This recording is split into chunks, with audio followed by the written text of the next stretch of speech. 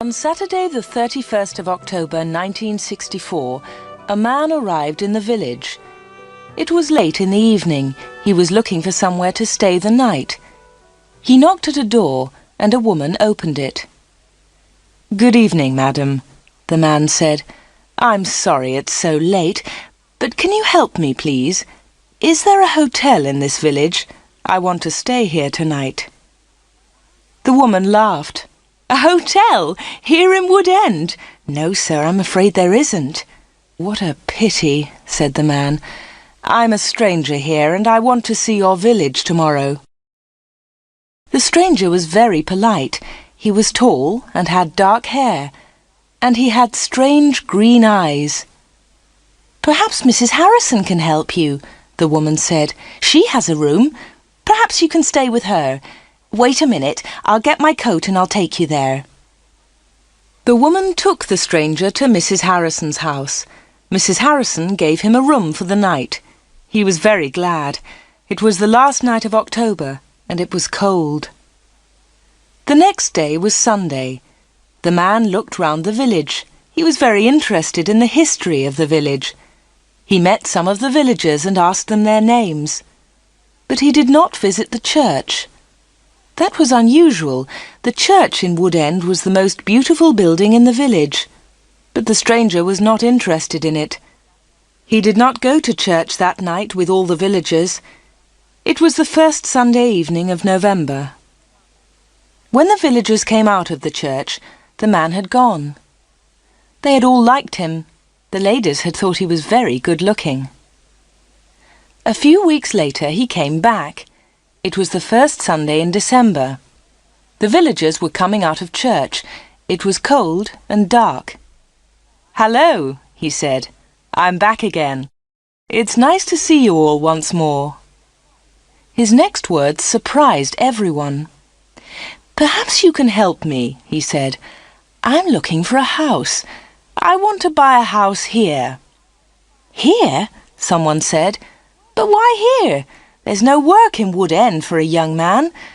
All the young people leave the village. They find work in Lydney, the nearest town."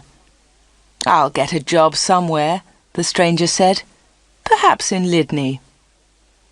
Then one of the villagers told him about old Mr. Smith's house. Mr. Smith had died in the summer.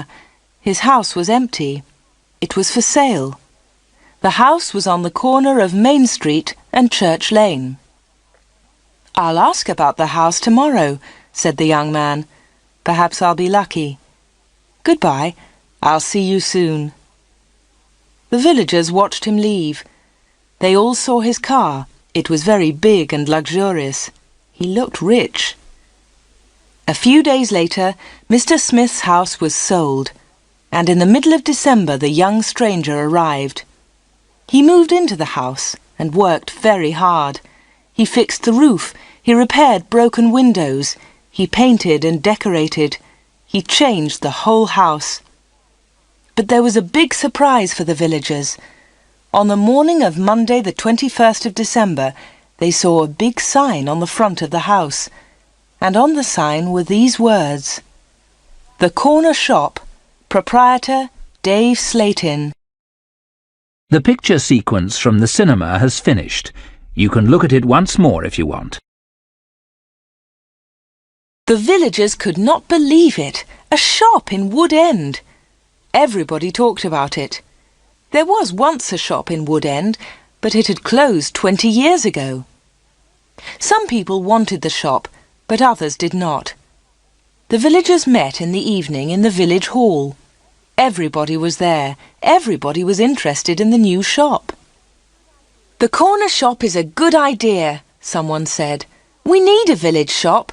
We won't need to go to Lydney." Then Mrs. Harrison spoke. She liked the stranger, Dave Slayton. "I agree," she said. "A village shop is a good idea. It's too quiet here. Wood End needs a shop." "Nonsense," said Miss Brown. She was the village school teacher. "Lydney is not far away. There are lots of shops there." Soon everybody was shouting. Then Mr. Hart spoke. He was a very big man with a loud voice. "Listen, everybody," he shouted. "We've never had trouble in this village before. We've always been quiet and happy. Now this shop is causing trouble."